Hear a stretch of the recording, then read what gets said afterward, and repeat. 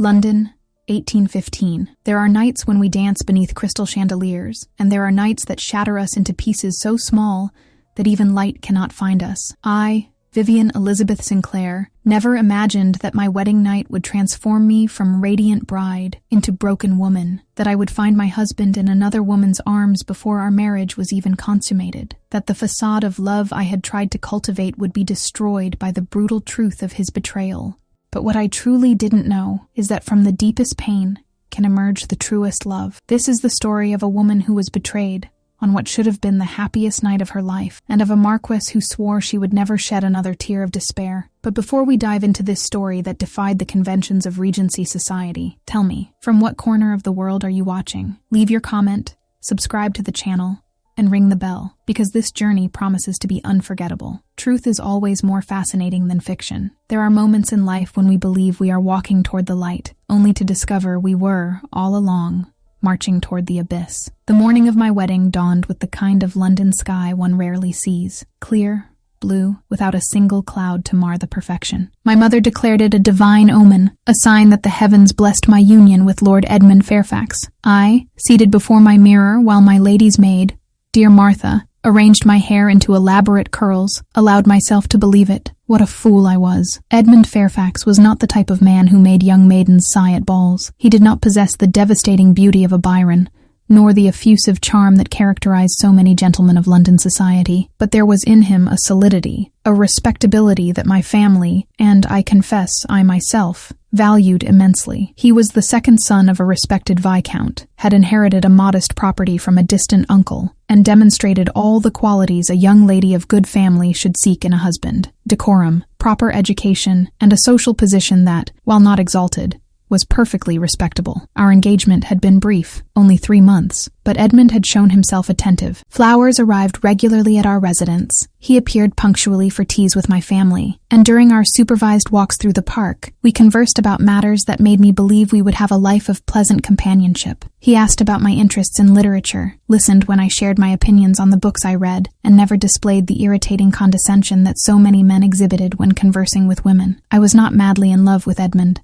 It would be dishonest to claim otherwise, but I had cultivated a genuine affection for him, a warm expectation of building a life together. After all, was this not what society taught us? That true love would emerge after marriage, forged in the intimacy of shared daily life. When Martha finished arranging my hair, and my mother entered the room with the wedding gown, ivory silk embroidered with delicate pearls, each stitch sewn with love and expectations, I felt tears sting my eyes. They were not tears of sadness, but of a complex emotion that mixed nervousness, hope, and the vertiginous sensation of being on the brink of complete transformation. By the end of that day, I would no longer be Vivienne Sinclair. I would be Lady Fairfax, a married woman, with all the duties and privileges that title carried. The ceremony at St. George's Church was everything my mother had dreamed. White flowers adorned every pew. Morning light filtered through stained glass, creating colorful patterns on the stone floor. And when my father led me down the aisle, I could feel the approving gazes of London society in attendance. We were a suitable spectacle, not spectacular, but solid, respectable, exactly as it should be. Edmund waited for me at the altar, dressed impeccably, his brown hair combed with precision, his posture upright and proper. When our eyes met, he smiled. It was a small smile, contained, but one I judged sincere. My heart, which had been racing since I awoke, calmed slightly. Everything would be fine. Everything would be exactly as it should be. The vicar conducted the ceremony with appropriate solemnity. The ancient and sacred words of matrimony echoed through the church walls, for better or worse, for richer or poorer, in sickness and in health. Eternal promises, unbreakable. When Edmund slipped the gold ring onto my finger, I felt the weight of those words, the gravity of the commitment we were making before God and society. And then, we were husband and wife. The ball that followed at Edmund's parents' residence in Mayfair was everything expected of a wedding celebration in high society. Champagne flowed abundantly. The orchestra played elegant waltzes, and we were surrounded by effusive congratulations from all sides. Lady Pemberton declared we were the most charming couple of the season. The Earl of Ashford toasted to our eternal happiness, and Lady Catherine Morland, the beautiful widow of approximately 28 years, known for her elegance and charm, was particularly effusive in her compliments, kissing my cheek and declaring that Edmund was a fortunate man to have won my heart. I must have thanked hundreds of people that night. I danced until my feet ached inside the delicate silk slippers. I smiled until my face began to tingle with the effort. But as the night progressed, I began to notice something that disturbed me in a vague, undefined way. Edmund seemed distracted. It was not something obvious. He remained at my side when appropriate, led me across the dance floor with adequate competence, responded to congratulations with expected courtesy, but his eyes constantly wandered around the room. Initially, I attributed this to natural nerves. After all, it was not only I who should be nervous about the approaching night. Edmund was also young, also about to experience the intimacy of matrimony for the first time, or so I assumed. Around midnight, when the ball began to lose momentum and the older guests began to retire, my mother approached with that look all daughters recognize, a mixture of emotion, nervousness, and something deeper, almost melancholic.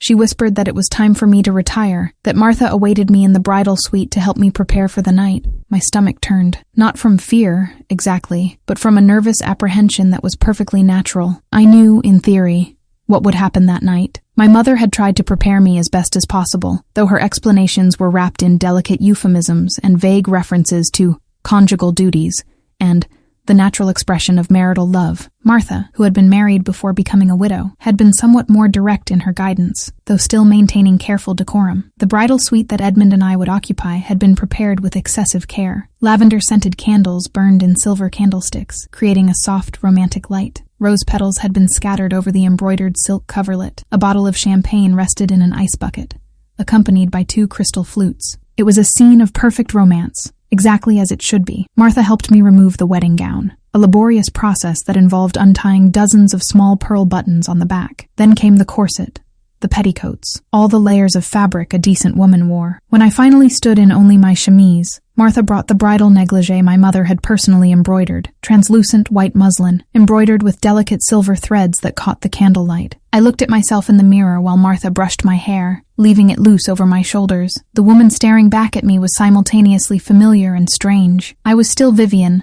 but there was something different in my eyes, a combination of expectation and vulnerability I had never seen before. Martha kissed my forehead before leaving, whispering that everything would be fine, that Edmund was a gentleman and would be gentle. I was left alone in the bridal suite, awaiting my husband. I waited and waited. The minutes dragged with excruciating slowness. I walked to the window and observed nighttime London, the flickering lights of neighboring residences, the occasional sound of carriages passing on cobblestone streets. I tried to read one of the poetry books someone had strategically left on the side table, but the words danced before my eyes without forming any meaning. Half an hour passed, then an hour, then 2. The nervous anxiety I felt began to transform into something different, a deeper unease, a growing sensation that something was wrong. Where was Edmund? What could be delaying him for so long on our wedding night? Perhaps there was some family emergency. Perhaps one of the guests had fallen ill and required assistance. Perhaps he too was too nervous and needed time to gather courage. But as the 3rd hour approached, these rational explanations began to seem insufficient. A dark sensation began to coil in my stomach, something I did not want to name, something my mind rejected even as my heart began to recognize. Finally, I could bear it no longer. Against all protocol, against all propriety I had been taught since childhood, I took a heavy shawl to cover the bridal negligee and opened the door of the bridal suite. The Fairfax mansion was silent. The servants had already retired to their quarters. The last guests had long since departed. Only a few candles still burned in sconces along the corridors, creating dancing shadows on the damask-papered walls. I descended the stairs, my bare feet silent on the thick carpet. I did not know exactly what I was looking for, or where I would find Edmund, but something, instinct, feminine intuition, pulled me forward. That was when I heard the voices. They came from the library. Edmund's voice, low but intense, and another voice I recognized as feminine. My heart began to beat irregularly. There was a perfectly innocent explanation, surely. Perhaps it was his mother or one of the aunts, sharing some last-minute marital wisdom, but the door was ajar, just a sliver, but enough. And what I saw through that crack destroyed everything. Edmund was in Lady Catherine Morland's arms, not in a casual embrace, not in a gesture of friendly consolation. They were entwined in a manner that left no doubt about the nature of their relationship. His hands were in her hair, her lips pressed against his neck, and the clothing of both was in a state of disarray that spoke of intimacy already consummated. I should have screamed, should have pushed the door open and confronted that betrayal, but I stood paralyzed, incapable of movement, incapable even of breathing properly. And then Edmund spoke, and his words were like knives systematically cutting through every illusion I had constructed. He declared his eternal love for Catherine, said he had never desired to marry me, that I was merely a solution to urgent financial problems. My modest dowry, so modest I barely considered it worthy of mention, would be used to settle gambling debts his family knew nothing about. The engagement, the flowers, the pleasant conversations, everything had been a calculated performance to ensure the union would be finalized. Catherine laughed, a low, intimate sound that made my skin crawl. She commented on how pathetic I had looked in my wedding gown, how she could barely maintain her composure while congratulating me, knowing Edmund would come to her arms before even touching his legitimate wife. I do not know how I managed to move away from that door. I do not know how I climbed the stairs without collapsing completely. All I remember is being back in the bridal suite, that scene of perfect romance with its candles and rose petals, and feeling as though the floor had disappeared beneath my feet. I sat on the edge of the bed, our marital bed that would never be used for its intended purpose, and tried to process what I had discovered. Every word of Edmund's echoed in my mind. Every promise made at the altar revealed itself as a lie. I was not a wife. I was a convenient financial solution, a means to an end. The tears did not come immediately. I was beyond tears, in a state of shock so profound that my body seemed to have forgotten how to execute even the most basic functions. It took hours. I do not know exactly how many, until Edmund finally appeared. The sky was already beginning to lighten when the door opened and he entered, attempting to appear sober, but clearly affected by wine, or perhaps by the exertion of his encounter with Catherine. He murmured some vague excuse about urgent business that had required his attention, about how he regretted the delay. He did not even attempt to sound convincing, and the perfume, that distinctive floral scent Catherine always wore, was impregnated in his clothes, on his skin. I should have confronted him, should have demanded explanations, threatened scandal, done anything besides what I did, but I remained seated, observing him with a silence that seemed foreign even to myself, because in that moment, a terrible truth crystallized in my mind. I was trapped. My family had invested everything in this union. A scandal of annulment on the first night would destroy not only my reputation, but also affect my family. And Edmund knew this. I could see it in his eyes, in the way he looked at me with a mixture of guilt and something darker, triumph perhaps, or simply indifference. When the sun finally rose over London that morning, illuminating the untouched bridal suite, I was no longer the same woman who had entered there hours before. That Vivienne, the young woman who believed in respectable marriages and cultivated affection, had died beside that ajar library door. What remained were only ruins, and the bitter certainty that my married life would be a lie I would have to live every day, maintaining appearances while my heart bled in silence. There is a peculiar torture in maintaining a facade when your entire world has crumbled to dust, to smile when you wish to scream, to nod graciously when you wish to flee, to play the role of contented wife when the very word tastes like ash on your tongue. The morning after my wedding night, or rather, the morning after the night that should have been my wedding night, I discovered I possessed a talent I never knew I had, the ability to lie with perfect composure. Martha arrived early, as she always did, her cheerful demeanor suggesting she expected to find a blushing bride, basking in the afterglow of marital intimacy. Instead, she found me already dressed, seated by the window, staring at the London streets below with unseeing eyes. If she noticed the untouched champagne, the undisturbed bed, the fact that I looked as though I had not slept at all, she said nothing. Servants are trained in discretion, after all, and Martha had been with my family long enough to know when silence was the greatest kindness. Edmund appeared at breakfast with the same careful composure he had maintained since entering our bridal suite in the early morning hours. He inquired about my rest. The audacity of it nearly made me laugh, and informed me that we would be receiving callers that afternoon. It was expected, of course. Newlyweds were obligated to hold a reception for well-wishers, to display their happiness for society's approval. I wanted to refuse, wanted to tell him that I would not play his game, would not pretend that our marriage was anything other than the sham it truly was. But as I opened my mouth to speak those words, I caught sight of my reflection in the silver teapot on the table.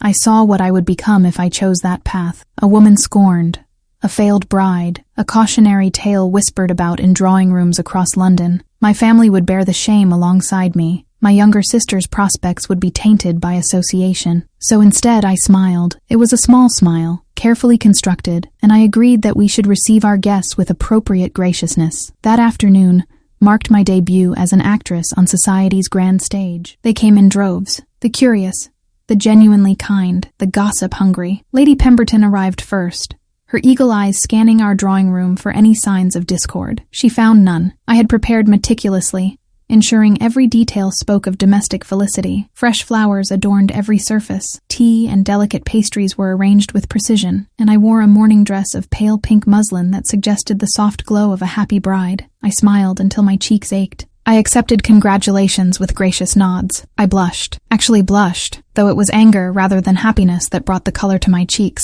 when Lady Ashford made a slightly improper joke about marital bliss. And through it all, Edmund played his part perfectly, standing at my side, occasionally touching my hand with a propriety that suggested affection to those watching. We were magnificent liars, both of us. Lady Catherine Morland arrived late in the afternoon, dressed in a gown of deep emerald that made her look like some exotic, poisonous flower. She kissed my cheek, the same cheek she had kissed at our wedding celebration, before retiring to steal my husband, and declared how radiant I looked. Her eyes, when they met mine, held a challenge. She expected me to crumble, to reveal my knowledge, to create the very scandal that would destroy me. I disappointed her. I thanked her for her kind words with a serenity I did not feel. I inquired about her own well-being with perfect politeness, and when she turned to Edmund, I watched with detached fascination as they maintained their own charade, the respectful distance of mere acquaintances, the casual pleasantries that revealed nothing of the intimacy they had shared mere hours before. It was a masterclass in deception, and I was learning quickly. The days that followed established a pattern that would define my married life. Edmund maintained separate chambers, ostensibly to avoid disturbing my rest, though we both knew the true reason. He departed early each morning for his club, or so he claimed, though I suspected his true destination was Catherine's townhouse in Bloomsbury. He returned late, often smelling of wine and that damnable perfume, and I said nothing. We appeared together at the expected social functions. We attended the theater, where I sat beside him in our box and pretended to enjoy the performance, while he spent more time surveying the audience than watching the stage. We dined with his family, where I played the dutiful daughter-in-law, while his mother prattled on about grandchildren she would never have. We hosted a small dinner party, where I demonstrated my adequacy as a hostess, while Edmund barely concealed his boredom. To the outside world, we were the picture of a respectable, if not passionately romantic union. Only I knew the truth that lurked beneath the surface. But London society is nothing if not observant. Whispers began to circulate, subtle at first, then gradually more bold. I could feel the gazes that lingered too long when Edmund and I entered a room. I could hear the conversations that ceased too abruptly when I approached. The matrons who had congratulated me so effusively at my wedding began to look at me with something that might have been pity. It was at Lady Worthington's ball, approximately 3 weeks after my wedding, that I first became truly aware of how precarious my position had become. I was standing near the refreshment table, seeking temporary refuge from the oppressive heat of the crowded ballroom, when I overheard 2 young ladies conversing behind a potted palm. They did not realize I was within earshot, or perhaps they simply did not care. One declared that Lord Fairfax had been seen leaving Lady Catherine Morland's residence at an unseemly hour. The other expressed surprise that he would be so careless so soon after his marriage. The first laughed, a cruel, tinkling sound, and suggested that perhaps his bride was not woman enough to hold his interest. I stood frozen, a glass of lemonade trembling in my hand. The humiliation was complete. It was not merely that Edmund was unfaithful. I had known that since my wedding night. It was that everyone else knew it too, that I had become an object of pity and mockery, that my carefully maintained facade had fooled no one. I do not know how long I stood there, listening to them dissect my failure as a wife, with the casual cruelty of those who have never known true pain. But eventually, I became aware of a presence beside me, a tall figure who had positioned himself in such a way that his body blocked my view of those gossiping girls, and theirs of me. I turned, and found myself looking up into the darkest eyes I had ever seen. Sebastian Thorne, Marquess of Ashbourne, was not a man I knew well. Our families moved in similar circles. Indeed, he had attended my wedding, but he was several years my senior, and moved in the highest echelons of society. He was known to be serious, almost forbiddingly so, with little patience for the frivolous entertainments that occupied most of the ton. He rarely danced, never flirted, and generally seemed to regard the marriage mart with something approaching disdain, which made his sudden appearance at my side all the more surprising. He did not speak immediately. Instead, he simply stood there, his imposing height and austere presence somehow creating a barrier between me and the rest of the ballroom. I could no longer hear the whispers, could no longer feel the weight of pitying stares. When he finally spoke, his voice was low, meant only for my ears. He observed that the lemonade at these affairs was invariably too sweet and too warm, and would I care to take a turn about the room where the air might be slightly less stifling? It was not really a question. It was an offer of escape, and I accepted it with a gratitude I could not voice. We walked in silence for several moments, circling the perimeter of the ballroom at a sedate pace. I was intensely aware of the curious glances that followed us. The Marquess of Ashbourne was not known for seeking out the company of young married women, and our pairing would certainly fuel speculation. But in that moment, I could not bring myself to care. Finally, he spoke again. He mentioned in that same low voice that he had observed me at several recent functions, that he had noticed I possessed a remarkable strength of character, that the true measure of nobility was not in title or wealth, but in how one conducted oneself in the face of adversity. I stopped walking, surprised enough by his words to forget propriety. I looked up at him, searching his face for mockery or pity, but found neither. Instead, there was something else in those dark eyes, something that looked almost like understanding. He did not know the specific details of my situation. How could he? But somehow, in that moment, I understood that he knew enough, that he had seen through the careful facade I maintained, and rather than condemning me, rather than pitying me, he was, what? Offering support? Recognition? Before I could formulate a response, the orchestra struck up a waltz, without asking permission, without even asking Edmund, who was nowhere to be seen. Sebastian extended his hand. I should have refused. A married woman dancing with a man not her husband was acceptable, but only with proper permission. But I was tired of following rules that no one else seemed bound by, tired of maintaining propriety while my own husband conducted his affair with brazen disregard for convention. So I placed my hand in his and allowed him to lead me onto the dance floor. The waltz was still considered somewhat scandalous by the more conservative members of society, the close hold it required, the intimate nature of the steps. But I had always loved dancing, and Sebastian, despite his reputation for seriousness, was an excellent partner. He led with confidence and grace, and for the first time in weeks, I felt something other than misery. We did not speak during the dance. There was no need. But as we moved across the floor, I became aware of several things simultaneously. First, that Edmund had finally reappeared and was watching us from the edge of the room, his expression dark with something that might have been jealousy if I thought him capable of such feeling. Second, that Lady Catherine was also watching, her beautiful face tight with disapproval. And third, that I did not care about either of their opinions. When the waltz ended, Sebastian returned me to a position near the windows where the air was indeed cooler. He bowed formally, thanked me for the dance, and prepared to take his leave. But before he did, he leaned in slightly and spoke words that would echo in my mind for days to come. He said that if I ever found myself in need of assistance, any kind of assistance, I should not hesitate to call upon him, that his grandmother, the Dowager Marchioness, would be pleased to receive me for tea at any time, that sometimes the most courageous thing a person could do was to ask for help. Then he was gone, melting back into the crowd, leaving me standing alone with my heart beating in a way it had not since before my wedding. I did not understand then what he was offering, did not comprehend that he had seen my desperate situation and was extending a lifeline. All I knew was that for the first time since discovering Edmund's betrayal, I felt something other than despair. I felt hope. It was a small hope, fragile and uncertain. But as I stood there in Lady Worthington's ballroom, watching the dancers spin past in their colorful gowns, I allowed myself to consider a truth I had been avoiding. My life did not have to remain as it was. I did not have to accept this prison of a marriage. I did not have to allow Edmund's betrayal to define my entire existence. There were options. There were people, like Sebastian Thorne, who seemed willing to help, though I could not fathom why. And perhaps, just perhaps, I could find a way to reclaim some measure of happiness. When Edmund finally deigned to approach me, inquiring with poorly concealed irritation about my dance with the Marquess, I met his gaze steadily.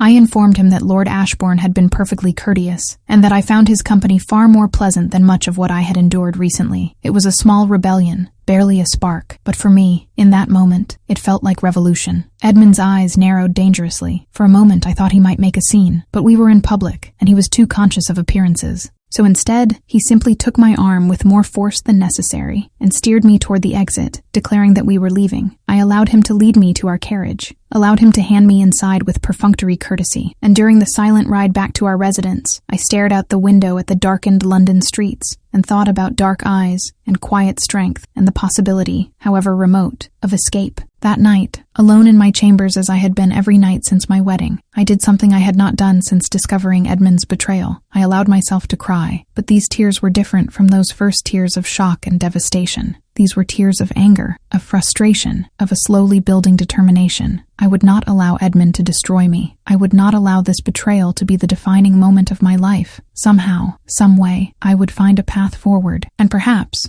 though I barely dared to think it, that path might lead me toward a certain dark-eyed Marquess who had shown me more kindness in a single evening than my husband had in our entire acquaintance. There is a peculiar alchemy that occurs when despair begins to transform into determination. It is not an immediate metamorphosis. Rather, it is a slow, painful process, like a butterfly struggling to emerge from its chrysalis. But once it begins, there is no returning to what you were before. The morning after Lady Worthington's ball, I woke with a clarity I had not possessed in weeks. I was tired of being a victim, tired of allowing Edmund's betrayal to dictate every moment of my existence, tired of the suffocating weight of pretense that crushed me at every social function. But more than anything, I was curious. Sebastian Thorne had offered assistance, cryptic, undefined, but genuine nonetheless. His grandmother, the Dowager Marchioness of Ashbourne, would receive me for tea. It was an unusual offer, bordering on improper. A married woman did not simply call upon the grandmother of an unmarried man without explicit social justification. Yet something in Sebastian's manner suggested he understood the delicacy of my situation, and was offering not scandal, but sanctuary. For 3 days I debated with myself. Propriety warred with desperation. Fear of creating additional gossip battled against a growing need to speak with someone who might understand, who might not judge, who might simply listen, without offering the hollow platitudes that seem to be society's only response to feminine suffering. On the 4th day, I sent a note to the Dowager Marchioness. The response came within hours, a warm invitation to tea that very afternoon, written in an elegant hand that suggested both age and authority. The Dowager would be delighted to receive me at 3 o'clock. No mention of Sebastian, no acknowledgement of anything improper, simply an invitation from one lady to another. I dressed with care, choosing a walking dress of soft lavender that was elegant without being ostentatious. I informed Edmund, who was, as usual, preparing to depart for his club, that I would be paying a social call. He barely glanced up from his newspaper, muttering something about propriety and not staying too late. The irony of receiving lectures on proper behavior from a man who spent most nights in his mistress's bed was not lost on me. The Ashbourne residence in Berkeley Square was magnificent without being gaudy, a testament to old money and older titles. The butler who admitted me was appropriately formal, leading me through marble corridors adorned with portraits of Thorne ancestors, who stared down with varying degrees of aristocratic disdain. The drawing room into which I was shown was surprisingly warm despite its grandeur. Afternoon sunlight streamed through tall windows, illuminating furniture that, while clearly expensive, showed the comfortable wear of actual use. Fresh flowers, not the stiff, formal arrangements common in most aristocratic homes, but cheerful bunches that looked as though they had been gathered from a country garden, brightened every surface. And seated in a high-backed chair near the fire was the Dowager Marchioness herself. Lady Ashbourne was not what I had expected. I had anticipated a formidable matriarch, all stern disapproval and rigid propriety. Instead, I found a woman of perhaps 70 years whose eyes sparkled with intelligence and something that looked remarkably like mischief. Her silver hair was styled elegantly but not severely. Her gown was fashionable but comfortable. And when she smiled at me, it was with genuine warmth, rather than the calculated politeness of most society matrons. She invited me to sit, ordered tea from a hovering servant, and then, to my utter surprise, dismissed all attendants from the room. We were left alone, which was itself a statement. The Dowager trusted me enough to dispense with the chaperonage that society demanded. For several moments, we simply looked at each other. I had the distinct impression I was being assessed, measured against some standard I could not fathom. But there was no condemnation in her gaze, only a penetrating curiosity. Finally she spoke. Her voice was clear and strong, unmarked by the quavering one might expect from a woman of her years. She observed that her grandson had mentioned me, and that Sebastian was not in the habit of taking interest in the affairs of others without good reason. She suspected I might be in need of conversation with someone who understood that society's rules, while necessary for order, were sometimes unjust in their application. I had not intended to confide in her, had planned to maintain the same careful facade I presented to the rest of London, but something in her directness, in the compassion that lurked beneath her aristocratic bearing, undid me. The words spilled out before I could stop them. Not everything. I retained enough sense to avoid explicit details, but enough. I spoke of discovering truths on what should have been the happiest night of my life, of being trapped in a marriage that was a mockery, of the whispers and pitying glances that followed me everywhere, of feeling utterly alone, despite being constantly surrounded by people. Lady Ashbourne listened without interruption. She did not gasp in shock or offer empty reassurances. She simply listened with the focused attention of someone who understood that sometimes being heard was the greatest gift one person could offer another. When I finally fell silent, exhausted by my own confession, she poured tea with steady hands and spoke with a bluntness that was refreshing after weeks of careful euphemisms. She said that men who betrayed their wives were cowards and fools, that a marriage without respect was no marriage at all, regardless of what the law or church declared, that I possessed more strength than I realized, and that strength, once recognized,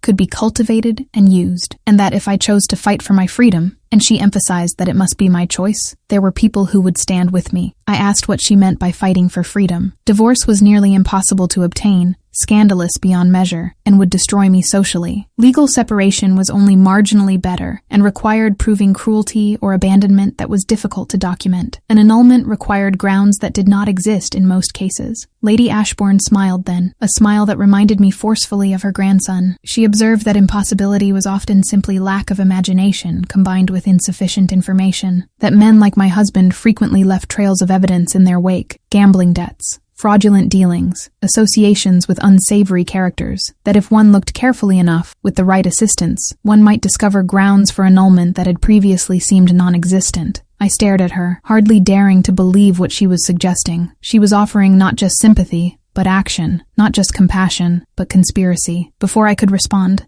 the drawing room door opened. Sebastian entered, and I realized his arrival was not coincidental. This meeting had been orchestrated, carefully planned to provide both propriety, a tea with his grandmother, and opportunity for private conversation. He greeted me formally, inquired about my health with perfect courtesy, and then, at a nod from his grandmother, took a seat across from us. The three of us sat in that sun-filled drawing room, and they laid out a possibility I had not dared to consider. Sebastian had resources, connections, access to information that ordinary citizens did not. If I gave permission, he would make discreet inquiries into Edmund's affairs, financial and otherwise. If there were irregularities, if there were debts or illegal activities, if there were any legitimate grounds for annulment or separation, he would find them. It would take time. It would require patience and discretion. But it was possible. I should have been shocked by the impropriety of it all, should have refused immediately and fled back to the safety of my miserable but respectable marriage, should have been horrified at the thought of a man, an unmarried man,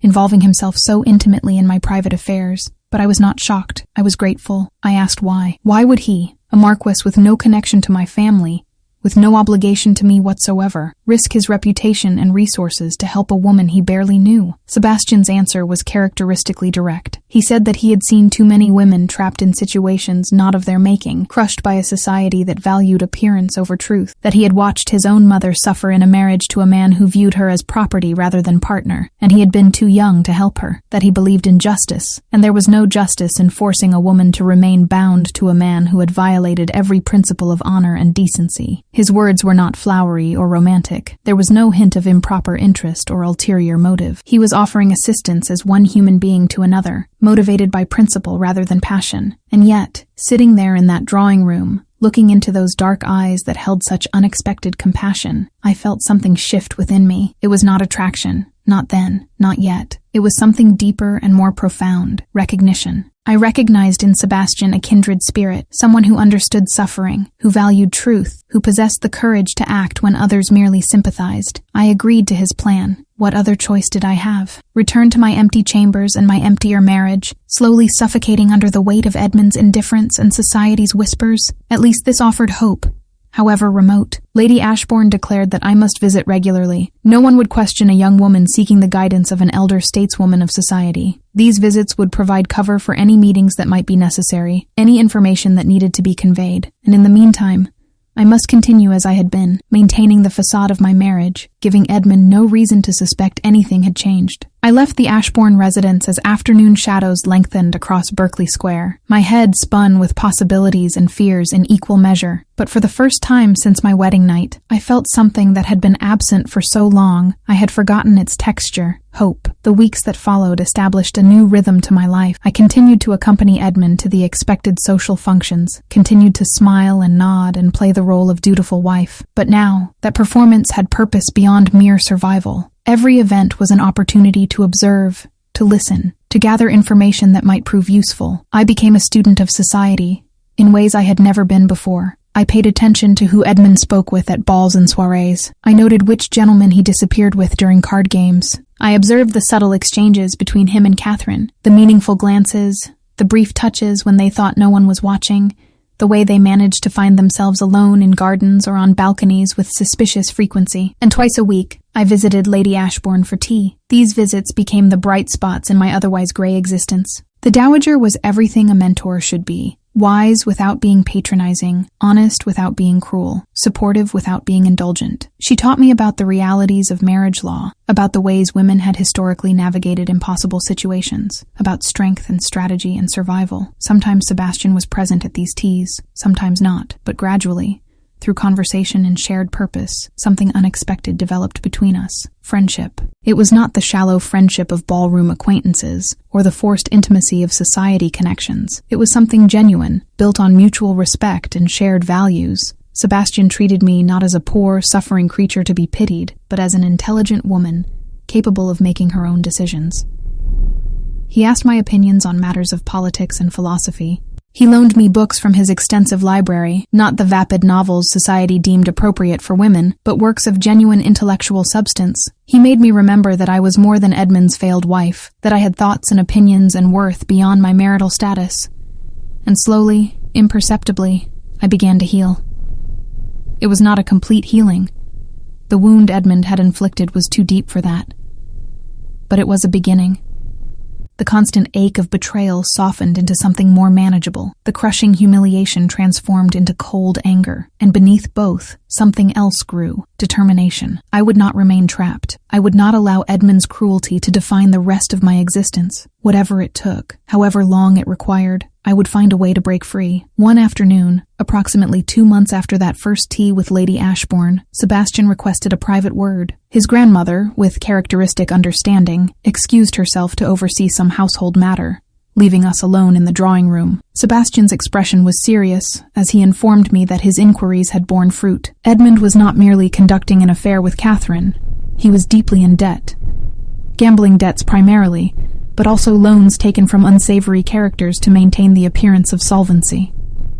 More significantly, there was evidence of fraud, forged documents, misrepresented assets, schemes that bordered on criminal, and most importantly for my purposes, our marriage had never been consummated. If we could prove Edmund's fraud in obtaining the marriage, his misrepresentation of his financial situation, his pre-existing commitment to another woman, and combine it with evidence of non-consummation, an annulment was possible. It would not be easy. It would require testimony and documentation. It would create scandal, but it was possible. I sat in stunned silence, processing this information. Freedom was within reach. Difficult freedom. Scandalous freedom, but freedom nonetheless. Sebastian watched me carefully, gauging my reaction. He reminded me that I did not have to proceed, that I could choose to remain in my marriage, to continue the facade indefinitely, that the path he was offering would be painful and public, and would change my life irrevocably. I looked at him, this man who had shown me more kindness and respect in 2 months than my husband had in our entire acquaintance. This man who asked nothing of me, except that I choose my own future. This man whose dark eyes held such unexpected warmth when he looked at me, and I knew my answer. I told him to proceed, to gather the evidence,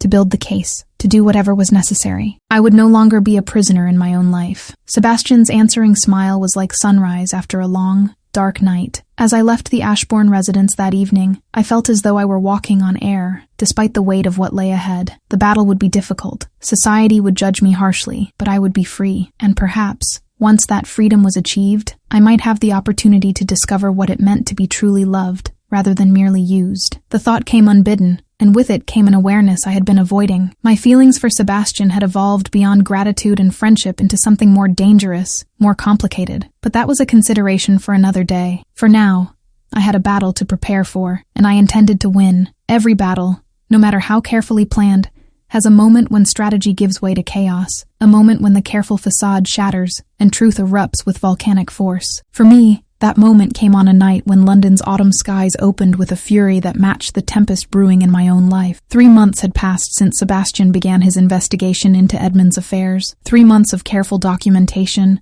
discreet inquiries, and gathered evidence. 3 months of maintaining the pretense of my marriage while slowly, methodically building the case for its dissolution. Edmund, oblivious to the noose tightening around him, had grown increasingly careless. His affair with Catherine was now conducted with such brazen disregard for propriety that even the most charitable members of society could no longer pretend ignorance. He spent entire nights away from our residence, offering explanations so transparently false they insulted what little intelligence he credited me with. The gambling debts mounted. The creditors grew more persistent, and his temper, always carefully controlled in public, became increasingly volatile in private. I had learned to read the signs, the particular set of his jaw that indicated he had lost heavily at cards, the way his hands trembled slightly when he had been drinking more than usual, the dangerous glitter in his eyes that suggested his frustration with his situation was seeking an outlet. Usually I avoided him during these moods, but on this particular evening, avoidance was not possible. It was the night of our 3-month anniversary, a milestone that, in a proper marriage, might have been celebrated with intimacy and affection. Instead, we were expected at a dinner party hosted by Edmund's parents, a command performance where we would smile and play our roles for his family's benefit. I dressed with particular care, knowing the evening would be an ordeal. A gown of deep blue silk, my mother's pearls at my throat, my hair arranged in an elegant style that had taken Martha nearly an hour to perfect. I looked every inch the respectable young wife, only I knew that beneath the silk and pearls, I was armor-plated with determination and the knowledge that my freedom was within reach. Edmund was already intoxicated when our carriage departed, not falling down drunk, but sufficiently impaired that his words came slightly slurred and his movements lacked their usual precision. He looked me over with bloodshot eyes and made a comment that might have been a compliment if it had not been delivered with such sneering contempt. I ignored him, staring out the carriage window at the gathering clouds, feeling the atmospheric pressure drop in a way that promised storm. The dinner party was exactly as miserable as I had anticipated. Edmund's mother fussed over us with aggressive cheerfulness, determinedly blind to the obvious tension between her son and his wife. His father, a stern man who had always frightened me slightly, watched us with narrowed eyes that suggested he was not quite so oblivious. The other guests, mostly family connections and longtime friends, made awkward conversation, while carefully avoiding any topic that might prove uncomfortable. I endured 3 hours of thinly veiled inquiries about when I might provide an heir, of Edmund's increasingly loud and belligerent behavior as he consumed glass after glass of wine, of maintaining a smile that felt carved into my face with a knife. When we finally departed, the first drops of rain had begun to fall. By the time our carriage pulled up to our residence in Mayfair, the drizzle had transformed into a deluge. Thunder rumbled ominously overhead, and lightning briefly illuminated the London streets in stark white light. Edmund stumbled as he descended from the carriage, catching himself on the doorframe with a curse. I gathered my skirts and prepared to follow, but he turned on me with sudden viciousness, demanding to know why I had embarrassed him at his parents' home. I stared at him in genuine confusion.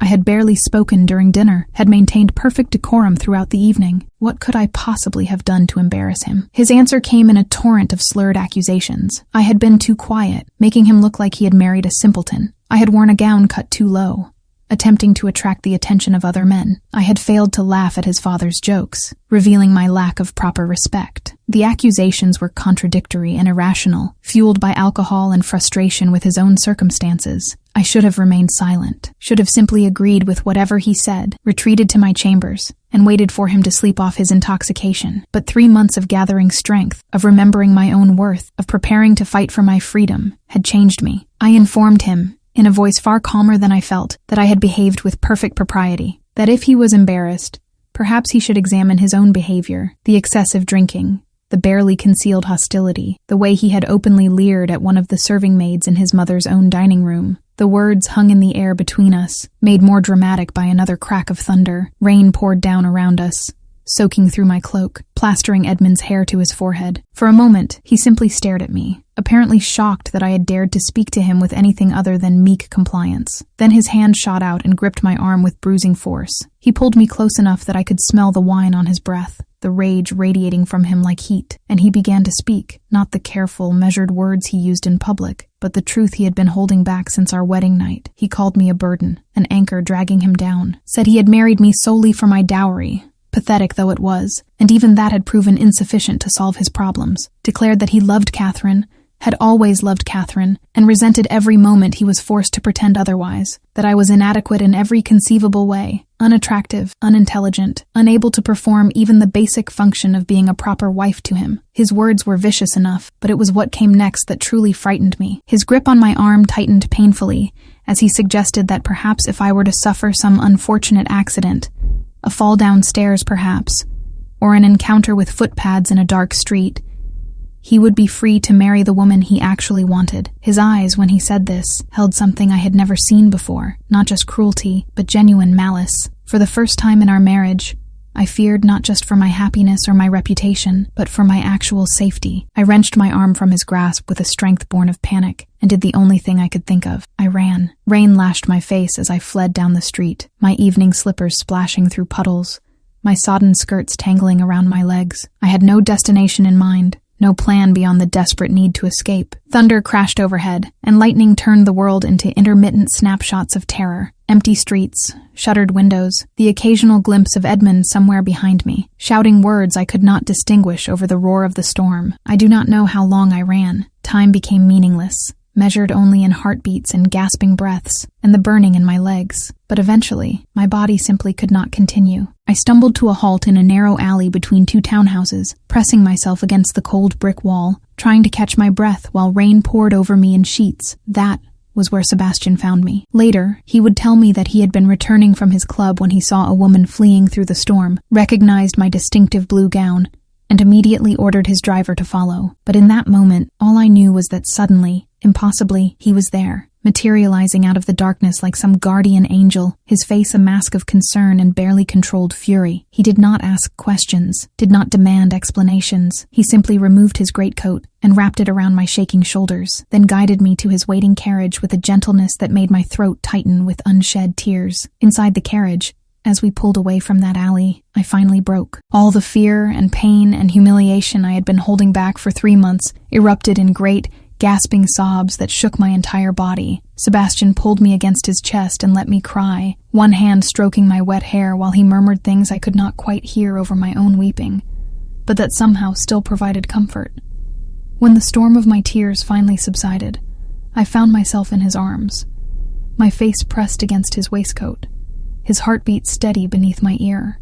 I should have been mortified, should have pulled away, restored proper distance, apologized for my unseemly display, but I was too exhausted, too broken, to care about propriety. Sebastian's voice, when he spoke, was harder than I had ever heard it. He asked if Edmund had hurt me. Not emotionally. He knew the answer to that already, but physically. Had he struck me? Injured me in any way? I shook my head, then hesitated, showed him the darkening bruises on my arm where Edmund had gripped me, the scrapes on my palms from where I had fallen during my flight, told him, in halting words, about Edmund's thinly veiled threats, about the look in his eyes that suggested he meant them. The muscle in Sebastian's jaw clenched so tightly, I thought he might crack a tooth. For a moment, I saw something fierce and almost frightening in his expression, a rage that matched Edmund's but was somehow cleaner, more righteous. Then he took a deep breath and the control returned, though tension still radiated from every line of his body. He informed me, in a voice that brooked no argument, that I would not be returning to Edmund. Not tonight, possibly not ever. His grandmother's residence, where propriety could be maintained through her presence, would provide sanctuary. In the morning, we would take legal action. We had enough evidence already. Edmund's behavior tonight had merely accelerated our timeline. I tried to protest, tried to say that leaving would create scandal, would compromise both our reputations, but Sebastian cut me off with uncharacteristic sharpness. He said that my life was more important than reputation, that if Edmund was making threats, even drunken threats, he had crossed a line that could not be uncrossed, that Sebastian could not, send me back into danger simply to preserve appearances, and that if society chose to condemn me for seeking safety, then society could go hang. The vehemence of his words startled me. This was not the carefully controlled, intellectual man I had come to know over the past months. This was someone whose composure had been shattered by the sight of me fleeing through a storm, by bruises on my arm, by the very thought of me in danger.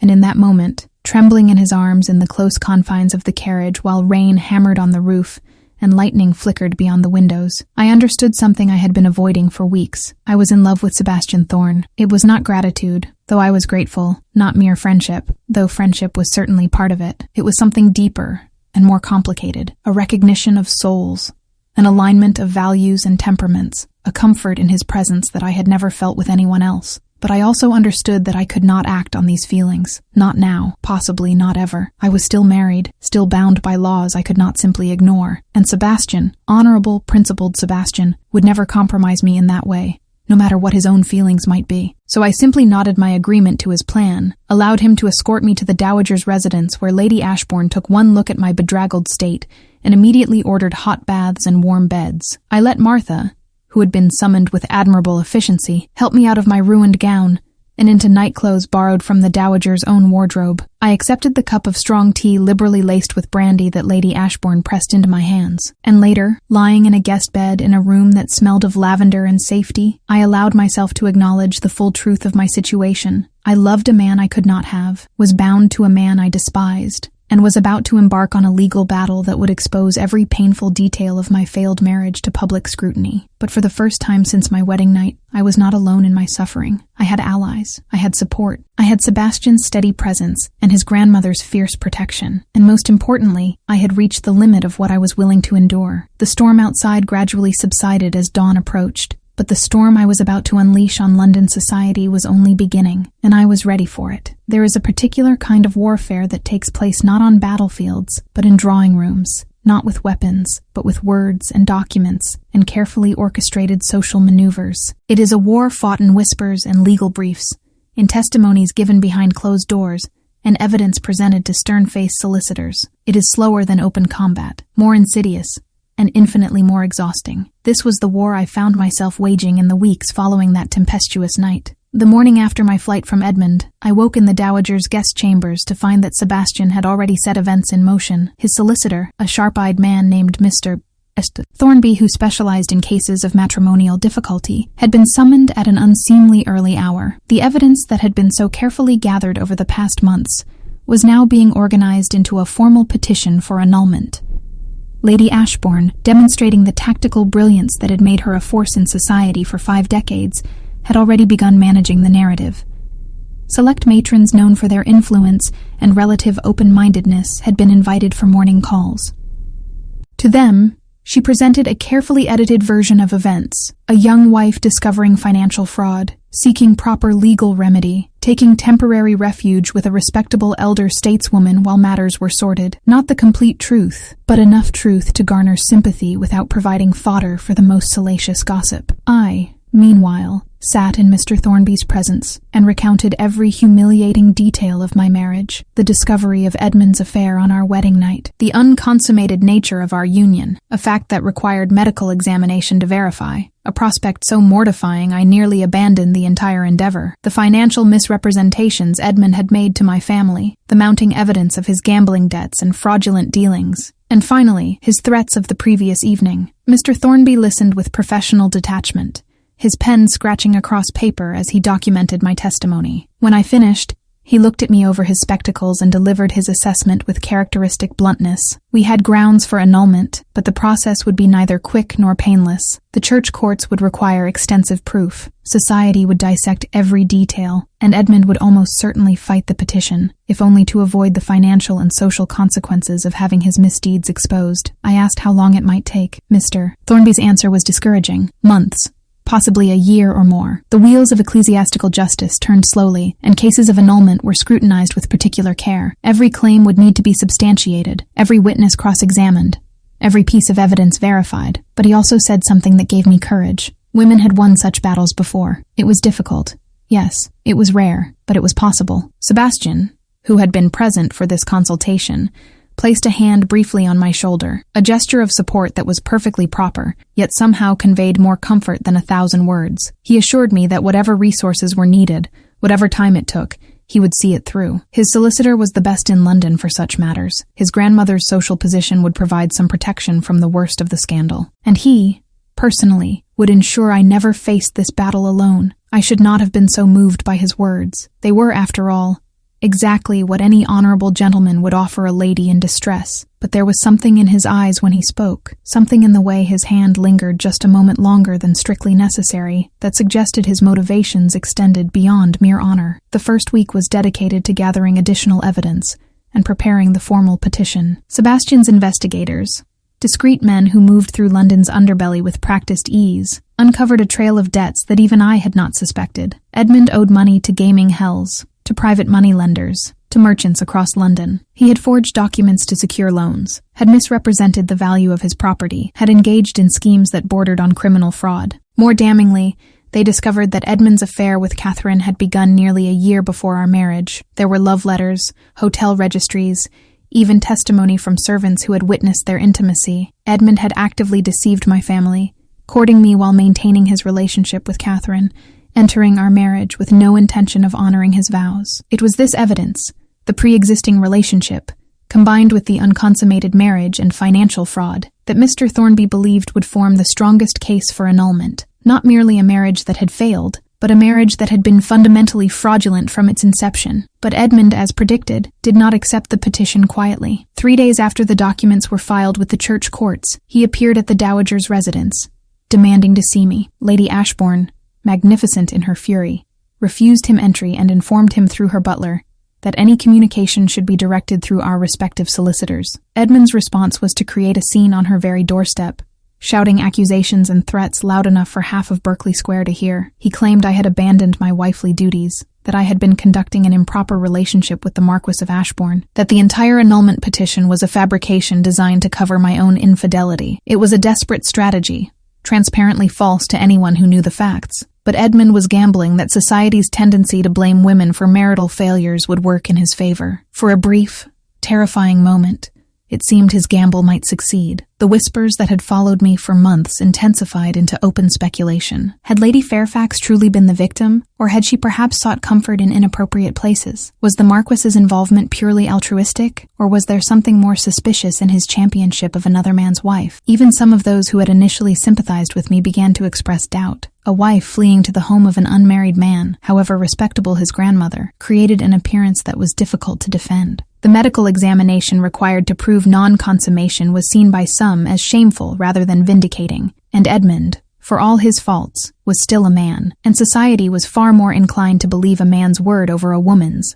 regardless of evidence. I watched my reputation being shredded in drawing rooms across London, and felt a despair deeper than any I had experienced during my marriage. I had known there would be scandal, had accepted that, but I had not fully comprehended how thoroughly society could turn on a woman who dared to challenge her husband, regardless of his crimes. It was Sebastian who refused to let me surrender to that despair. He appeared in the dowager's drawing room one afternoon when I was at my lowest point, having just received word that 3 families who had previously supported me had now declined to receive me. I was staring at the rejection notes with eyes that burned from crying, wondering if I had made a catastrophic mistake in pursuing this battle. Sebastian took the notes from my hands, read them with the expression of contempt, and then proceeded to burn them in the fireplace. As I watched the paper curl and blacken, he spoke with an intensity that commanded my complete attention. He said that those who would abandon me based on groundless accusations were not worthy of my regard. That truth would eventually prevail over slander, but only if I held firm. That giving up now would mean Edmund won, not just the legal battle, but the larger war for my very soul and future. That I was stronger than I knew, braver than I believed, and that he had absolute faith in my ultimate victory. Then he did something that took my breath away. He knelt beside my chair, took my hands in his, and made a promise that would sustain me through all the difficult weeks to come. He swore that I would never again shed tears of despair, that whatever happened in the courts or in society, he would ensure I had a future worth living, that if every door in London closed to me, he would personally open new ones, and that he would stand beside me through every moment of this battle, regardless of what it cost his own reputation. The emotion in his voice, the fierce protectiveness in his eyes, left no doubt as to his feelings. This was not mere duty or abstract principle. This was personal. This was a man who cared for me deeply, perhaps even loved me, though neither of us could speak that word while I remained legally bound to another. I should have asked him to leave, to distance himself before his association with me caused irreparable damage to his own standing. But I was too selfish, too desperate for his strength, too deeply in love with him myself to push him away. Instead, I thanked him with a sincerity that encompassed everything I could not say, and vowed silently that I would not let his faith in me be misplaced. I would see this battle through, whatever it took. The weeks that followed tested that vow in ways I could not have anticipated. The legal proceedings ground forward with agonizing slowness. Depositions were taken from witnesses, my own servants, who testified to the separate chambers Edmund and I maintained, merchants who detailed his unpaid debts, even Catherine's own household staff, who reluctantly confirmed the nature of her relationship with my husband. The medical examination was as mortifying as I had feared, conducted by a stern physician who treated the matter with clinical detachment, but whose very presence in such an intimate inquiry made me burn with humiliation. But it provided the irrefutable proof we needed. The marriage had never been consummated. Edmund's solicitor attempted to argue that this was due to my own frigidity, or some physical impediment, but Mr. Thornby demolished that argument with testimony from the same servants who had seen Edmund departing for Catherine's residence on our wedding night, and countless nights thereafter. A man who so enthusiastically sought intimacy elsewhere could hardly claim his wife's inadequacy as the reason for his abstinence. As the evidence mounted, Edmund's position became increasingly desperate. His solicitor tried various tactics, claiming I had known about his debts and accepted them, suggesting the annulment was motivated by my own desire to marry Sebastian, even attempting to argue that church courts lacked jurisdiction. Each argument was systematically dismantled by Mr. Thornby's superior legal acumen and the sheer weight of evidence against Edmund. But the battle was not confined to legal chambers. It played out daily in the court of public opinion, and there, the outcome was far less certain. For every person who saw the evidence and recognized Edmund's perfidy, there was another who clung to the traditional view that a wife should endure her husband's failings in silence. For every matron who admired my courage, there was another who declared I was setting a dangerous precedent that threatened the very foundations of marriage. I found myself simultaneously vilified and championed, condemned and celebrated, often by the same people depending on which drawing room they occupied. It was exhausting and disorienting, this constant fluctuation in public sentiment. Through it all, Sebastian remained constant. He could not be seen with me in public.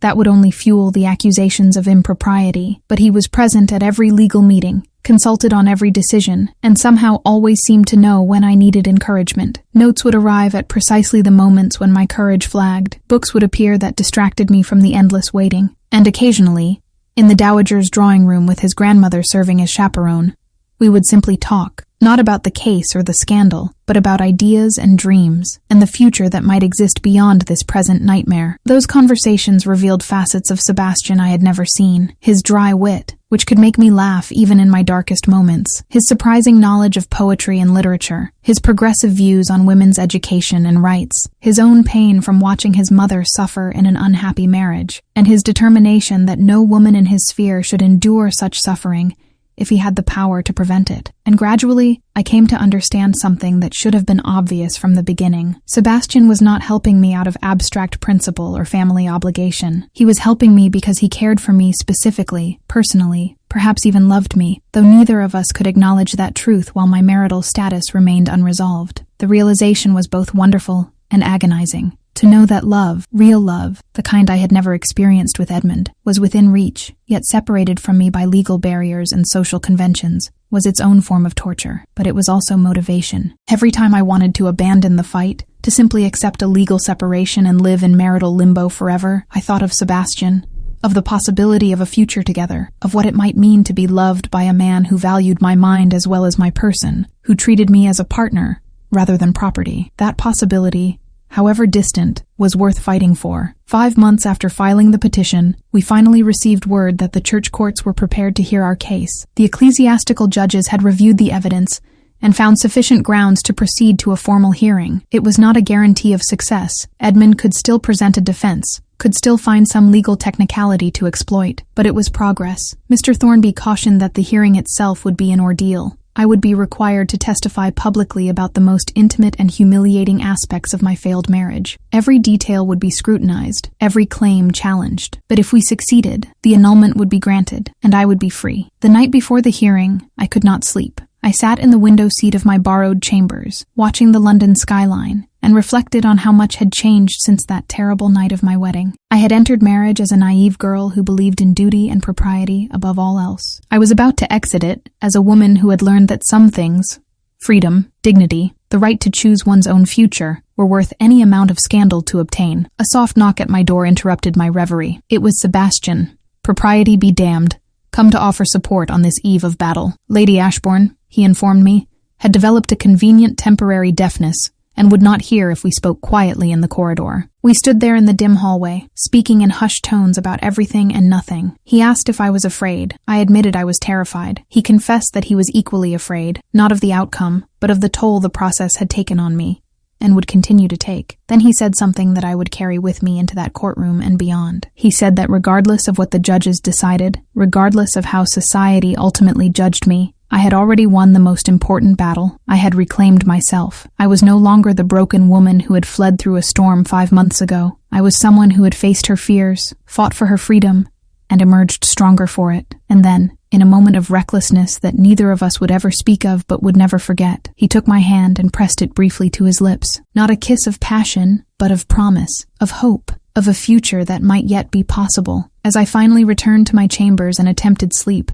I carried that promise with me. Tomorrow would bring judgment for better or worse, but whatever came, I would face it knowing that I had fought with everything I had, and that somewhere beyond the scandal and the legal proceedings and the social condemnation, there was a man who believed in me, who valued me, who would be waiting when the battle was finally won. That knowledge made all the difference. There are moments that divide a life into before and after, moments so transformative that the person who enters them is fundamentally different from the person who emerges. The hearing that would determine my future was such a moment. The ecclesiastical court convened in a chamber that smelled of old wood and older judgments. 3 stern-faced judges sat at an elevated bench, their ecclesiastical robes lending them an air of divine authority that was surely intentional. The room was not open to the general public. Thank God for small mercies, but there were enough observers present to ensure that every word spoken would be dissected in drawing rooms across London by evening. I sat beside Mr. Thornby, my hands folded in my lap, with a composure that cost me dearly to maintain. Across the chamber,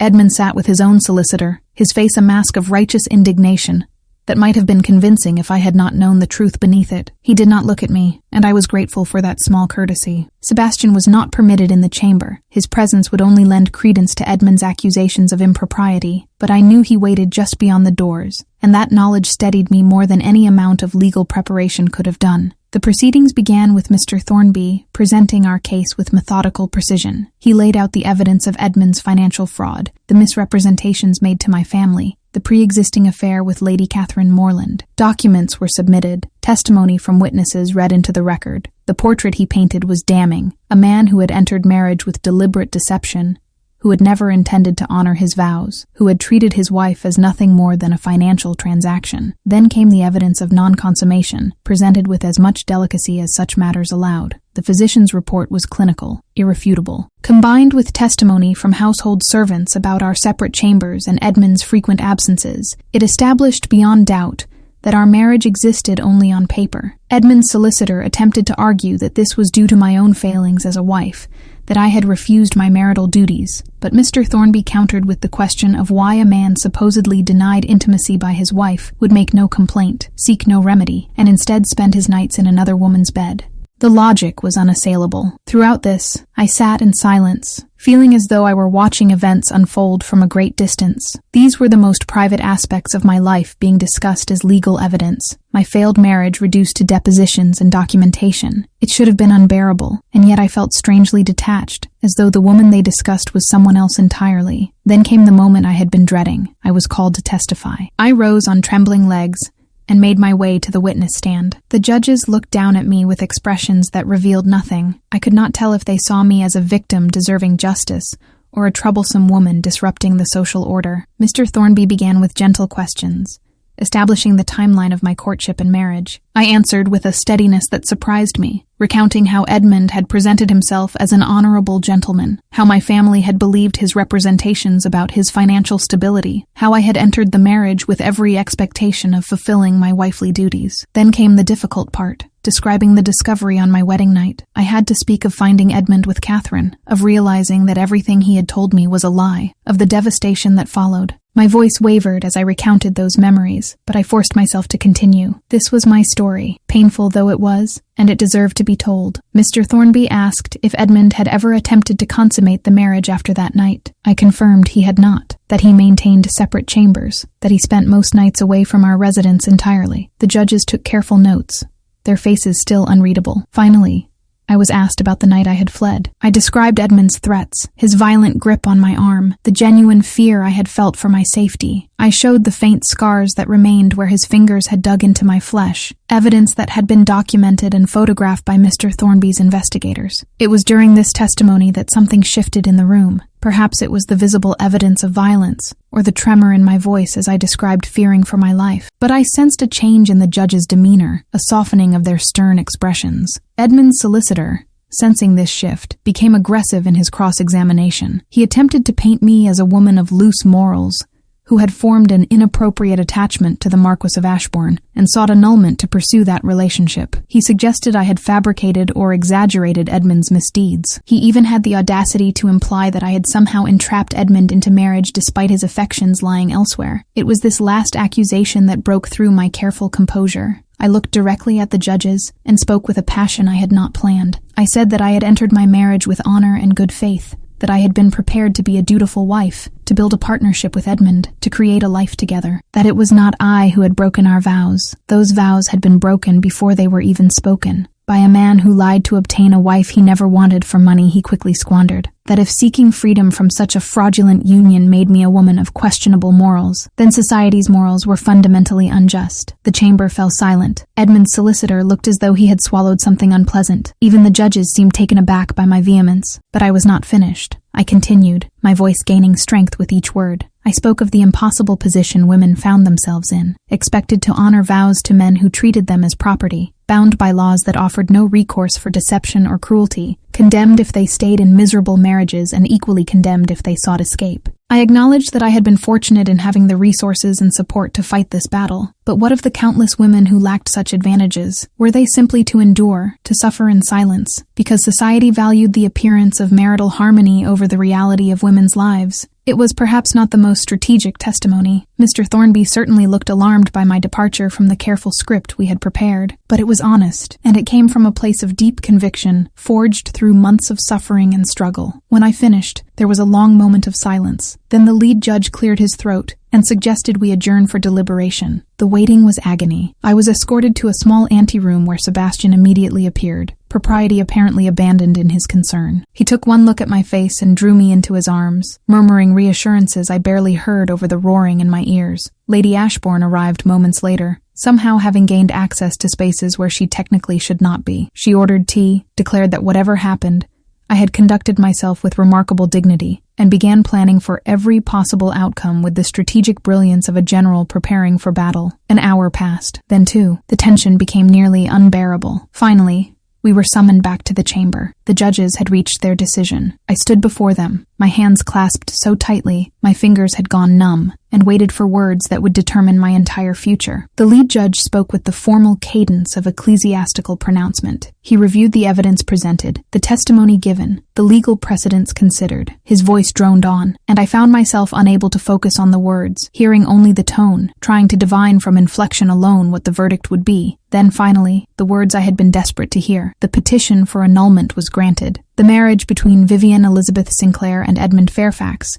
was declared null and void, as though it had never existed. I was free. The relief was so overwhelming that my knees actually buckled. Mr. Thornby caught my elbow, steadying me while I struggled to process what had just occurred. Free. After months of battle, of scandal, of fighting for every inch of ground, I was finally, legally, completely free. The judges continued, outlining the financial settlements. I was entitled to the return of my dowry, plus compensation for the fraud perpetrated against my family. Edmund's debts were his own burden. His properties would be sold to satisfy his creditors, and he was explicitly forbidden from any contact with me henceforth. I heard Edmund's sharp intake of breath, heard his solicitor's whispered urgings to accept the judgment without protest. The alternative, a full criminal investigation into his fraudulent activities, was clearly the greater evil. As the formal proceedings concluded, I turned to leave the chamber on trembling legs, and there, just beyond the doors as promised, stood Sebastian. The expression on his face when he saw me, relief and joy and something deeper, something that made my heart race, told me everything I needed to know about his feelings. But we were still in a public corridor, still subject to scrutiny and gossip, so he merely offered his arm with perfect propriety, and I accepted it with equal decorum, and together we walked out of that ecclesiastical court and into a future that was suddenly, miraculously, ours to determine. The days immediately following the annulment were strange. I was legally Vivienne Sinclair again, as though the past months as Lady Fairfax had been erased, but I was not the same Vivienne who had entered that marriage. That woman had been naive, overly trusting, willing to accept whatever fate society deemed appropriate. The woman I had become was harder, wiser, more determined to forge her own path. Society's reaction to the annulment was predictably mixed. Some celebrated it as a victory for justice, proof that even in cases of marriage, fraud and deception could not stand. Others condemned it as dangerous precedent, worried that women would now seek to escape their marital obligations for trivial reasons. And still others simply enjoyed the scandal, caring less about justice than about having fresh material for gossip. I found I cared remarkably little about any of these opinions. I had fought my battle, and won. What London society thought of me was no longer the defining factor in my life. Edmund, I learned through channels I did not inquire too closely about, had fled to the continent to escape his creditors. Lady Catherine, faced with the exposure of her affair and its role in the annulment, found herself persona non grata in most respectable homes. There was a certain poetic justice in their mutual downfall, though I took less satisfaction in it than I might have expected. They were no longer my concern. What did concern me was determining what came next. I was free, yes, but free to do what? I could not return to my parents' home. Much as they had supported me through the annulment, their household would always carry the taint of my scandal. I needed to establish my own life, my own identity separate from both my failed marriage and my family of origin. It was Lady Ashbourne who provided the solution, as she had provided so many solutions over the past months. She suggested I remain with her, not as a guest but as a companion of sorts. She claimed to need assistance managing her social correspondence and charitable works, a transparent fiction, as the Dowager was perfectly capable of managing her own affairs. But it provided me with a respectable position, a place in society that was mine by merit rather than marriage, and the continued proximity to Sebastian that both of us desired, but neither could yet openly acknowledge. I accepted with gratitude that went beyond words. The weeks that followed were a time of genuine healing. Free from the constant stress of legal battles and social censure, I began to rediscover parts of myself that had been suppressed during my marriage. I read extensively from Sebastian's library. I assisted Lady Ashbourne with her charitable work, finding unexpected fulfillment in helping other women in difficult circumstances. I even began writing. Nothing intended for publication, simply observations and reflections on my experiences that helped me process everything I had endured. And gradually, carefully, with the propriety that my hard-won freedom demanded, my relationship with Sebastian evolved. We could not court openly, not yet. Too soon after the annulment, it would seem to confirm Edmund's accusations of prior impropriety. But in Lady Ashbourne's drawing room, with her benevolent chaperonage, we spent hours in conversation that deepened our connection beyond what even the intense months of the annulment battle had created. Sebastian told me of his own childhood, watching his mother suffer in a loveless marriage to his father, how it had shaped his views on matrimony, making him skeptical of the institution, even as he recognized its social necessity. How meeting me, seeing my strength in the face of Edmund's betrayal, had shown him that marriage could be something different, a partnership built on mutual respect and genuine affection, rather than social obligation. I shared my own journey, from the naive bride who thought she could create contentment through dutiful compliance, to the woman who had learned that some things were worth fighting for regardless of cost. How the process of fighting for my freedom had taught me my own strength, shown me that I was capable of far more than society had led me to believe. These conversations brought us closer in ways that had nothing to do with physical proximity. We were learning each other's minds, our values and dreams and fears, building a foundation that, should we eventually marry, would be far stronger than anything I had known with Edmund. But we were also realistic about the challenges ahead. My annulment would always be a scandal attached to my name. Some doors would forever be closed to me, and Sebastian, as a Marquess, had obligations to his family line, expectations about the sort of woman he should marry, a woman with an annulment in her past, who had defied social conventions and created public scandal, was hardly the ideal candidate. Yet when I tentatively raised these concerns, Sebastian dismissed them with characteristic directness. He said that he had no interest in an ideal candidate crafted to meet society's expectations. He wanted a partner, an equal, someone who had proven her strength and conviction. He wanted, quite simply, me. The words were not a formal proposal. The timing was not yet right for that, but they were a promise, an intention, a declaration that our future together was not merely possible, but inevitable, if we wished it. And I did wish it. With every fiber of my being, I wished it. 6 months after the annulment, sufficient time had passed that Sebastian and I could begin to be seen together in public without causing excessive scandal. We attended the opera, properly chaperoned. We danced at balls, with appropriate permission and decorum. We took walks in Hyde Park, always with Lady Ashbourne or a suitable companion present. To the observant, our growing attachment was obvious, but we conducted ourselves with such perfect propriety that even the most dedicated gossips could find little to criticize. And gradually, society began to accept what was forming between us, not enthusiastically perhaps, but with grudging acknowledgement that we had followed all the rules, had waited the appropriate time, had done everything correctly. It was during one of these walks in Hyde Park, on a spring morning when the world seemed full of possibility, that Sebastian finally asked the question I had been anticipating for months. We were standing beneath a flowering tree, cherry blossoms, I think, their petals drifting down like pink snow, when he turned to me with an expression of such tenderness that my breath caught. He did not make a flowery speech. That was not Sebastian's way. Instead, he simply said that he had spent his entire adult life convinced that marriage was an institution designed to make people miserable, that I had shown him it could be something different, a partnership of equals, a union based on respect and affection and shared values, that he could not imagine his future without me in it, and would I do him the extraordinary honor of becoming his wife? I should have been composed, should have answered with appropriate feminine grace and modesty. Instead, I laughed, not from amusement, but from sheer joy, and threw propriety entirely to the wind by kissing him right there in Hyde Park, where anyone might see. It was scandalous and improper and absolutely perfect. When we finally drew apart, both breathless and grinning like fools, I gave him the answer he already knew. Yes. 1,000 times, yes. The engagement was announced the following week, and if there were whispers about its unseemliness, about my unsuitability, we paid them no mind. We had both learned that living one's life according to society's dictates was a recipe for misery. Better to forge our own path and let the gossips say what they would. As I stood in Lady Ashbourne's drawing room, now wearing Sebastian's ring on my finger and planning a future that was truly mine to determine, I reflected on the extraordinary journey that had brought me here. From devastated bride to annulled wife to woman, standing on the threshold of a genuine marriage built on love and respect. It had been painful. It had cost me dearly in terms of reputation and social standing. But I would not change a single moment of it, because it had led me here, to this future, to this man who valued me for exactly who I was. I was no longer the woman who had fled through a storm, broken and desperate. I was someone new, forged in the fires of scandal, in legal battles and social condemnation. I was stronger, wiser, more certain of my own worth. I was, for the first time in my life,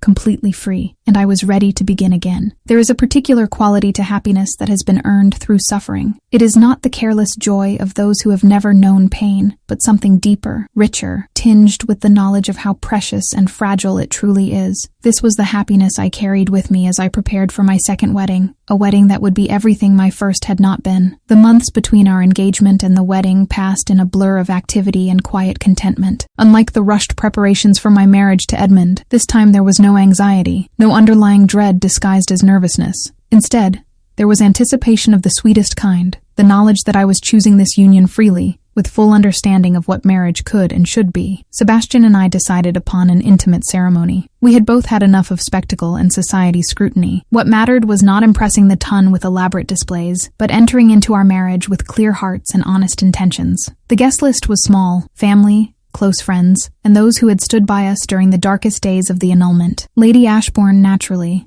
took charge of arrangements with the same strategic brilliance she had applied to managing the scandal. She declared that the wedding would take place in the private chapel at Sebastian's country estate, far from London's prying eyes, in a setting that held meaning for the Thorne family without carrying any memories of my previous failed marriage. I had visited Ashbourne Manor only once before, during a brief trip to escape the intensity of London's gossip. It was a beautiful estate, all rolling hills and ancient oaks, with a manor house that managed to be both grand and welcoming. The chapel, built by Sebastian's great-grandfather, was a small stone structure covered in climbing roses. It was perfect. The night before the wedding, I found myself unable to sleep, not from anxiety, but from a restless excitement that made rest impossible. I rose and wrapped myself in a dressing gown, intending to read until exhaustion finally claimed me. Instead, I found myself drawn to the window, looking out over the moonlit gardens and reflecting on the extraordinary journey that had brought me to this moment. A soft knock at my door interrupted my reverie. I opened it to find Lady Ashbourne, similarly sleepless,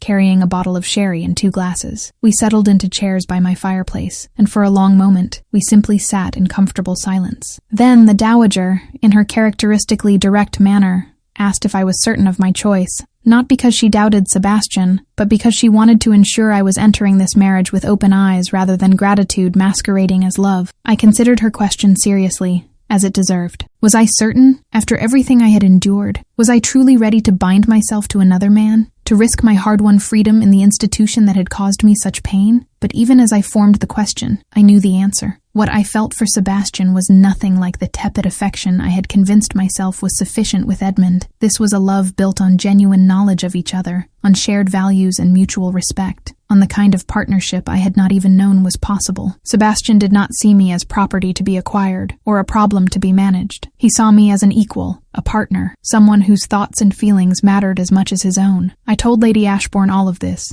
and she smiled with a warmth that made her usually stern face radiate genuine joy. She confessed that she had hoped for exactly this outcome from the moment Sebastian first mentioned me, months ago, that she had seen in her grandson's eyes a light that had never been there before, and had recognized it as love, even before he did. Then she gave me a gift I had not expected, her own wedding ring, worn by Thorne brides for 3 generations. It was a simple band of gold, elegant in its lack of ostentation, and as she slipped it onto my finger beside Sebastian's engagement ring, I felt the weight of family and history and belonging. She told me that I had earned my place in this family not through birth or social standing, but through character and courage, that the Thornes valued strength above all else, and I had proven myself stronger than most could imagine, that she was proud to call me granddaughter, and that Sebastian was the most fortunate of men. I embraced her then, this woman who had been mother and mentor and warrior on my behalf, and thanked her for everything she had done, not just the practical assistance during the annulment, but the faith she had shown in me, the way she had helped me see my own worth, when society told me I had none. We sat together until the first light of dawn began to paint the sky in shades of rose and gold, talking about everything and nothing. 2 women who understood the cost of freedom and the value of love that had been tested and proven true. When I finally returned to bed for a few hours of rest, I carried with me a peace I had never known before my wedding to Edmund. This time, there was no doubt, no anxiety, no dread masquerading as bridal nerves. There was only joy. The morning of the wedding dawned clear and bright, as though even the weather conspired to make the day perfect. Martha, dear Martha,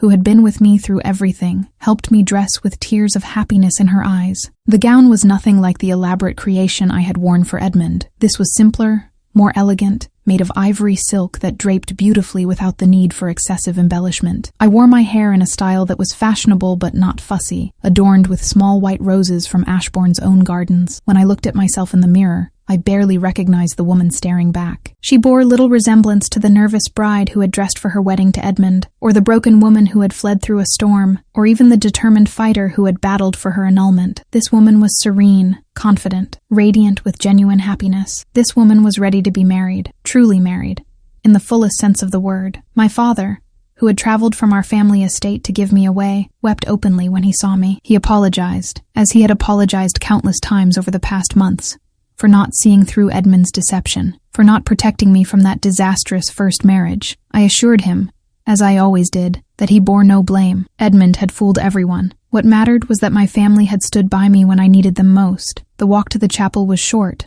but felt momentous. The afternoon sun filtered through the ancient oaks lining the path, and the scent of roses filled the air. I could hear the soft murmur of voices from within the chapel, our small gathering of loved ones, waiting to witness this union. At the chapel entrance, my father paused and looked at me with an expression of such love and pride that fresh tears threatened. He said that he had never been more certain of anything than he was of Sebastian's devotion to me, and that he could finally let go of the guilt he carried about my first marriage, knowing I was entering into a union that would bring me the happiness I deserved. Then we stepped through the doors, and I saw Sebastian waiting at the altar. The contrast to my first wedding could not have been more stark.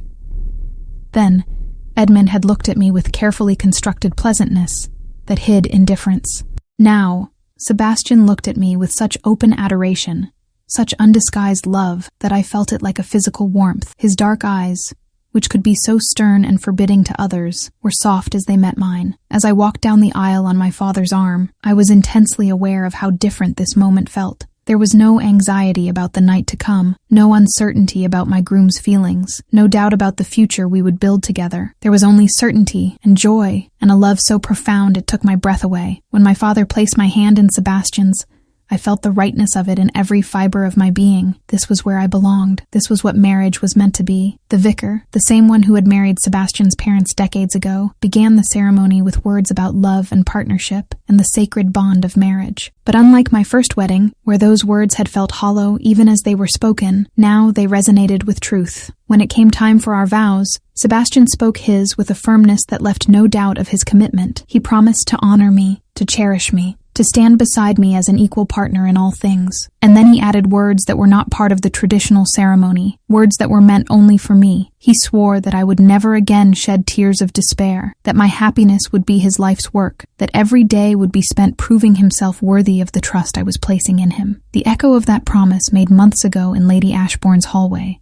brought tears to my eyes, but these were tears of joy, not sorrow, and they proved his point perfectly. When my turn came, I spoke my vows with equal conviction. I promised to love him, to support him, to be his partner in building a life together, and I added my own unpracticed words. I thanked him for seeing me when I was invisible, for believing in me when I had lost faith in myself, for showing me that love could be gentle and respectful and real. The vicar pronounced us husband and wife, and when Sebastian kissed me, it was nothing like that perfunctory kiss at the altar with Edmund. This was a kiss of promise and passion and profound connection. This was the kiss of two people who had chosen each other freely, with full knowledge and absolute certainty. The celebration that followed was joyful in its simplicity.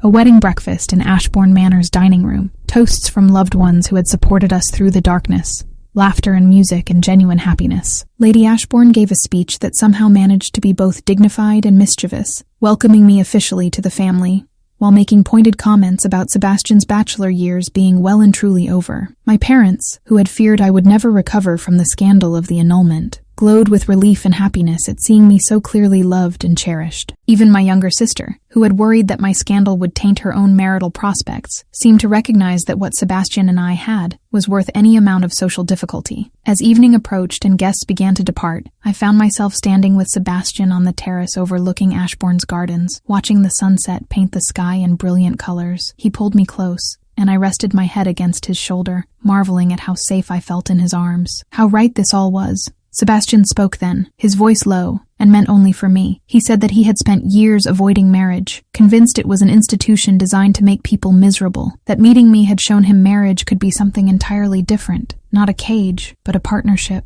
not obligation, but choice, not settling, but soaring. I turned in his arms to face him, seeing in his eyes the same depth of feeling I carried in my own heart. I told him that he had saved me, not just from Edmund or from scandal, but from a life of quiet desperation, that he had shown me I deserved more than mere contentment, that I was worthy of genuine love and respect and partnership. But more than that, I told him that he had helped me save myself, that the woman I had become through our journey together, strong, certain, unafraid to fight for what she believed in, was someone I was proud to be. That our love had not diminished me, but had helped me discover my own power. Sebastian's response was to kiss me with a tenderness that made my heart ache in the best possible way. And then, as the last light faded from the sky, he took my hand and led me inside, toward our chambers, toward our wedding night, a true wedding night, filled with love and mutual desire, and the joy of two people who had chosen each other freely. What followed was everything my first wedding night should have been, and wasn't. There was nervousness, yes, but it was the sweet nervousness of anticipation, rather than dread. There was tenderness and passion, respect and desire, laughter and whispered words of love. Sebastian was patient and gentle, ensuring my comfort even as his own need was evident. And when we finally came together, it was not merely physical union, but the completion of something that had been building between us for months, a connection of bodies, hearts, and souls. Afterward, as we lay tangled together in the moonlight streaming through the windows, Sebastian held me close and gently brushed away the tears that had escaped despite my happiness. True to his promise, these were not tears of despair, but of overwhelming joy. He reminded me of that night months ago when I had fled through the storm, broken and terrified, and he had promised I would never cry tears of despair again. He said that seeing me now, happy, loved, safe in his arms, was the fulfillment of every hope he had carried through all the difficult months of the annulment. I told him that he had done more than keep his promise. He had given me back myself, had shown me that love could be real and true, and based on genuine partnership. That I was not merely his wife, but his equal, his partner, his love. We talked late into the night, making plans for our future together. We would split our time between London and Ashbourne, participating in society when necessary, but never allowing it to dictate our choices. We would support causes we believed in, particularly those helping women in difficult circumstances. We would build a life based on our own values, rather than society's expectations. And someday, perhaps, we would have children who would grow up knowing that marriage should be based on love and respect, that women were not property but people, that happiness was worth fighting for, even when the cost seemed impossibly high. As dawn began to break, painting our chamber in soft golden light, I reflected on the extraordinary journey that had brought me to this moment, from the devastating betrayal of my wedding night with Edmund to this perfect morning with Sebastian. From broken victim to empowered woman, from despair to joy so profound it felt like grace. I thought about that young woman who had stood in a different bridal suite months ago, her world shattered, her future bleak. If I could speak to her now, I would tell her that the pain would not last forever, that she was stronger than she knew, that beyond the darkness lay a happiness she could not yet imagine. I would tell her about Sebastian, about Lady Ashbourne, about finding strength she did not know she possessed, about fighting for freedom and discovering that she deserved not just contentment, but genuine love, about learning that sometimes the worst moments of our lives are the crucibles that forge us into who we are meant to be. But most of all, I would tell her this: she would survive, she would heal, and she would find a love worth every tear, every battle, every moment of pain. A love that honored her strength, celebrated her courage, and saw her truly for who she was. Sebastian stirred beside me, pulling me closer, and I pressed a kiss to his shoulder. He murmured something about never wanting to leave this bed, and I laughed, a sound of pure, uncomplicated joy. This was my life now, not perfect. Life never is, but genuine and freely chosen, and built on a foundation of real love and mutual respect. I was no longer Lady Fairfax, trapped in a fraudulent marriage. I was the Marchioness of Ashbourne, partner to a man who valued me, surrounded by people who loved me, finally, blissfully free to be exactly who I was. The promise Sebastian had made on that storm-tossed night had been fulfilled beyond my wildest dreams. I would never again cry tears of despair, because I had found something I had not even known to hope for: a love that healed, a partnership that empowered, a happiness that felt like coming home. As morning light filled our chamber and a new day began, the first day of our married life together, I closed my eyes and offered a silent prayer of gratitude for Sebastian, for Lady Ashbourne, for every person who had stood beside me during the darkest days, for the strength I had discovered within myself, for the courage to fight for freedom, for the wisdom to recognize real love when it finally appeared, and for second chances, which sometimes come in the form of a dark-eyed Marquess who sees past society's judgments to the woman beneath and loves her not, despite her scars, but because of the strength they represent. I had been betrayed on my wedding night, yes, but I had also been reborn, and the life I was beginning now, wrapped in Sebastian's arms as dawn broke over Ashbourne Manor, was worth every moment of pain it had taken to reach it. This was not an ending, I realized. It was a beginning, the beginning of a life freely chosen, honestly lived, and filled with a love that was finally, gloriously real, and it was more than I had ever dared to dream.